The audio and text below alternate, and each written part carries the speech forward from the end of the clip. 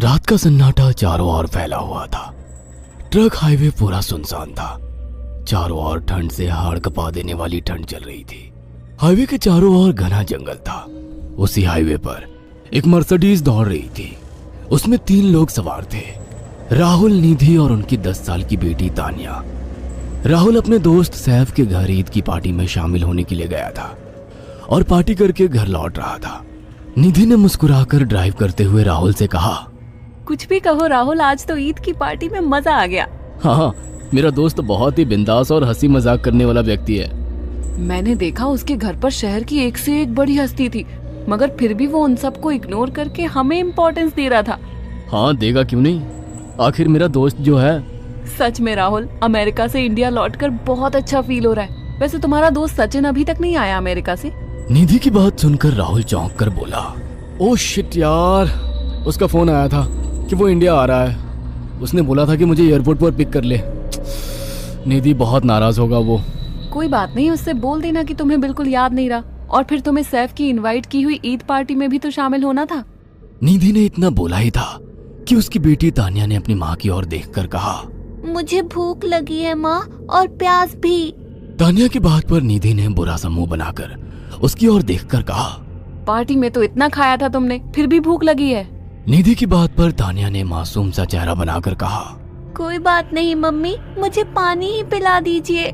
कितनी बार बोला है मुझे मम्मी मत बोला करो। पानी अभी नहीं है, आगे जाकर कोई शॉप पड़ेगी तो बोतल खरीद के दे दूंगी। निधि की बात पर राहुल ने मुस्कुराकर कहा, छोटी बच्ची है निधि, इतना नाराज होना सही नहीं है। राहुल ने इतना कहा ही था कि अचानक एक काली परछाई राहुल की कार के सामने आकर खड़ी हो गई। राहुल के पैर अचानक ब्रेक पर पड़ गए। गाड़ी तेज रफ्तार में थी। ब्रेक अचानक लगने से पलटते पलटते बाल बाल बची थी। राहुल के चेहरे पर भयानक ठंडी में भी पसीने के बूंद टपकने लगी। वो दोनों कार से बाहर निकल आए। निधि ने डरते हुए कहा, आखिर कौन था ये? ऐसा लगा जैसे कि कोई भयानक काली परछाई मेरे कार के सामने आकर खड़ी हो गई हो। वह दोनों काली रात के सन्नाटे में इधर उधर देखने लगे। तभी निधि को एक घने पेड़ के पास दो चमकीली हुई आंखें दिखाई दी। उसकी आंखें बिल्कुल भेड़ियों की तरह लग रही थी। निधि ने चीखते हुए राहुल से कहा, राहुल देखो कौन है वो, जल्दी से गाड़ी में बैठो, मुझे बहुत डर लग रहा है। राहुल ने उस तरफ देखा तो उसके रोंगटे खड़े हो गए। वो दोनों गाड़ी के अंदर बैठने ही वाले थे कि अचानक एक अजीब सा चेहरा वाला भयानक सा आदमी बिजली की रफ्तार से उनके सामने आकर खड़ा हो गया। राहुल ने देखा कि उसका चेहरा बिल्कुल सड़ा हुआ था और उसकी आंखें भेड़िए की तरह चमक रही थी। उसके लंबे लंबे बाल उसके कंधे तक आ रहे थे और उसके दांत भेड़िए की तरह बाहर की ओर निकल रहे थे। हाथों की जगह नुकीले पंजे थे।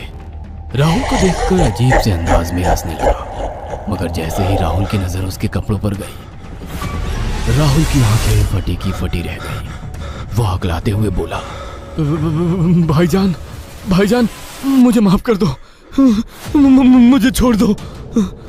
राहुल ने इतना कहा ही था कि अचानक उस अजीब से देखने वाले भयानक आदमी ने अपने पंजों से राहुल की गर्दन कसकर पकड़ ली और एक ही सेकंड में उखाड़ कर जमीन पर फेंक दी। राहुल के धड़ से लाल रंग का खून का फुहारा फूट पड़ा। इस भयानक मंजर को देखकर निधि के गले से एक जोरदार चीख निकल गई।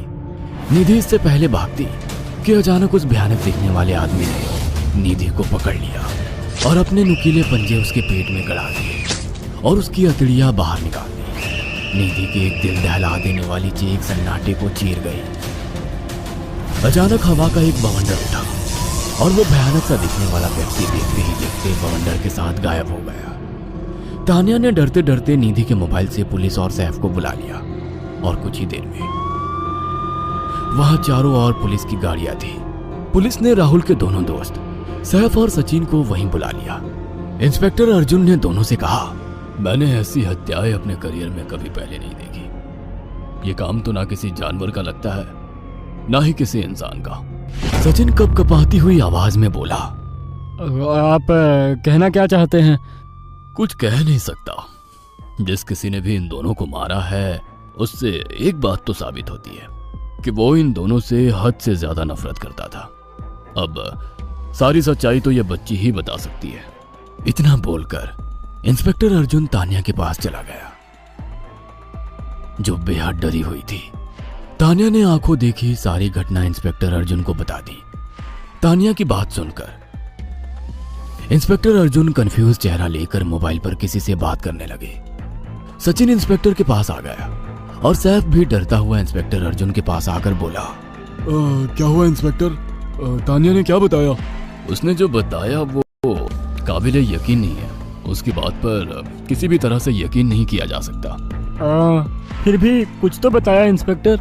हाँ, उस बच्ची के मुताबिक एक भूत ने निधि और राहुल को बड़ी बेदर्दी से मारा है। इंस्पेक्टर की बात सुनकर दोनों बुरी तरह से चौंक गए। क्या मतलब है इस बात का? बच्ची बेहद डरी हुई है। हम आगे की तफ्तीश जारी रखेंगे। निधि और राहुल तो चले गए, अब तानिया को मैं रख लूंगा। नहीं, राहुल मेरा अच्छा दोस्त था। तानिया अब मेरे साथ रहेगी।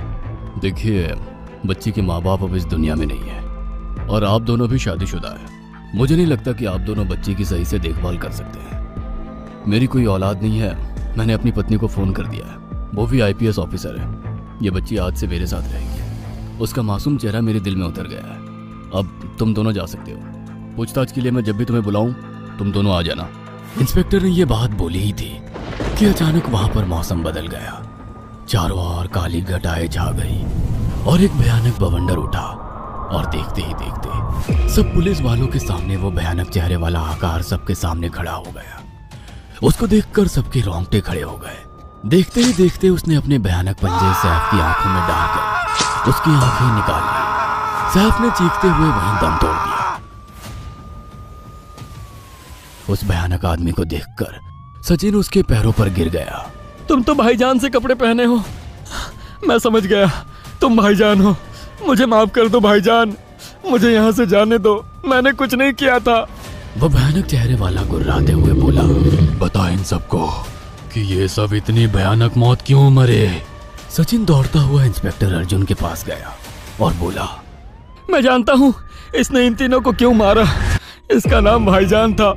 जब ये जिंदा था ये किसी का भाई किसी की जान था। बहुत साल पहले ये हम सबका बहुत अच्छा गहरा दोस्त और बिजनेस पार्टनर था। ये सबकी बहुत मदद किया करता था। इसकी प्यारी सी बेटी थी तानिया, जो इस वक्त कार के अंदर बैठी हुई है। ये इसी की बेटी है। भाईजान अपने सारे पैसों से एक बहुत बड़ा हॉस्पिटल खोलना चाहता था जिससे गरीबों का मुफ्त इलाज किया जा सके, मगर हम तीनों इसके लिए तैयार नहीं थे। हमारी नीयत उसकी दौलत पर खराब थी और एक दिन हम सब धोखे से ईद के दिन भाईजान को यहाँ ले आए और इसे मारकर फेंक दिया। तो फिर तुम सबने इसकी बेटी को क्यों जिंदा छोड़ दिया? हमें बाद में पता लगा कि भाईजान ने सारी जायदाद अपनी बेटी के नाम कर दी है, इसीलिए हमने भाईजान की पत्नी को भी मार दिया। और तानिया का तुम 18 साल की उम्र पूरी करने का इंतजार कर रहे थे ताकि सारी जायदाद अपने नाम करा सको और बाद में उसे भी ठिकाने लगा सको। इसी के लिए तुम दोनों इस मासूम बच्ची को अपने साथ रखने की जिद कर रहे थे। जी, आपने बिल्कुल सही कहा। हम तानिया को भी इसी जगह लाकर मार देते। सचिन की बात सुनकर इंस्पेक्टर अर्जुन की आंखों में खून उतर आया। इंस्पेक्टर अर्जुन के कुछ कहने से पहले ही भाईजान बिजली की रफ्तार से इंस्पेक्टर अर्जुन की आंखों के सामने से सचिन को पकड़कर ले गया और उसके शरीर के टुकड़े टुकड़े कर दिए और हवा में उठे एक तेज बवंडर के साथ गायब हो गया। सारी घटना इंस्पेक्टर अर्जुन की आंखों के सामने हुई थी। तानिया को इंस्पेक्टर अर्जुन और उसकी पत्नी ने अपनी बेटी की तरह पाला। अगर आपको हमारी ये कहानी पसंद आई हो तो इसे लाइक और शेयर कर